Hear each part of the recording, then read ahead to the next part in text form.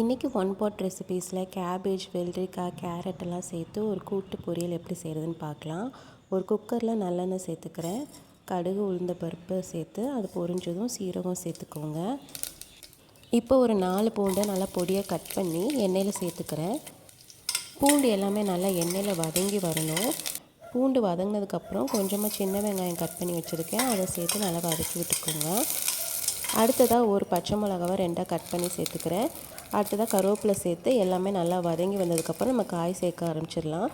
இப்போ நான் கேரட்டை சேர்த்துக்கிறேன். அடுத்ததாக வெள்ளரிக்காவை சேர்த்து நல்லா வதக்கி விட்டுருங்க. அடுத்ததாக ஒரு தக்காளியை கட் பண்ணி வச்சுருக்கேன், அதை சேர்த்துக்கிறேன். சேர்த்துட்டு நல்லா வதக்கிட்டு அடுத்ததாக கேபேஜ் நம்ம சேர்த்துக்கலாம். இப்போ முட்டைகோஸ் சேர்த்துக்கிறேன். சேர்த்துட்டு எல்லாமே நல்லா வதக்கி வச்சுக்கலாம். அடுத்ததாக உப்பு சேர்த்துக்கிறேன். உங்களுக்கு தேவையான அளவு உப்பு நீங்கள் சேர்த்துக்கோங்க. உப்பு சேர்த்துட்டு மஞ்சத்தூள் கொஞ்சம் சேர்த்துக்கிறேன். இதுக்கு நான் எந்த மசாலாவும் ஆட் பண்ணல. நீங்கள் மிளகாத்தூள், மல்லித்தூள் வேணாலும் சேர்த்துக்கலாம், நல்லாயிருக்கும். நான் பூண்டு குழம்புக்கு சைட் டிஷ்ஷாக அதை செஞ்சிருந்ததுனால நான் எதுவுமே சேர்க்கலை.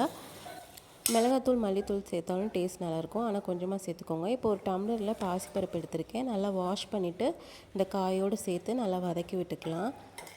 இப்போ ஒரு டம்ளர் பாசிப்பருப்பு எடுத்திருந்தேன், அதே டம்ளரில் 2 டம்ளர் தண்ணி நான் சேர்த்துக்கிறேன்.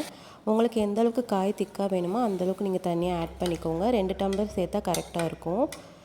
இப்போ நல்லா மிக்ஸ் பண்ணிவிட்டு குக்கர் மூடி வச்சு 2 விசில் வச்சு எடுத்துக்க போகிறேன். இப்போ குக்கர் ஓப்பன் பண்ணி பார்த்துடலாம். காயெல்லாம் நல்லா வந்துருச்சு. இப்போ கொஞ்சமாக மல்லி இலை சேர்த்து நல்லா கிண்டி விட்டுக்கலாம். அவ்வளோதான், இப்போ கூட்டு ரெடி ஆயிடுச்சு.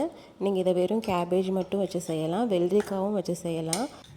இப்போ வெயில் சீசன் ஸ்டார்ட் ஆகிடுச்சு, வெள்ளரிக்காய் நிறையா கிடைக்கும். வெறும் வெள்ளரிக்காவை மட்டும் நல்லா பொடியாக கட் பண்ணி இதே மாதிரி பாசிப்பருப்பு போட்டு செஞ்சு பாருங்கள், நல்லாயிருக்கும். தேங்க்யூ.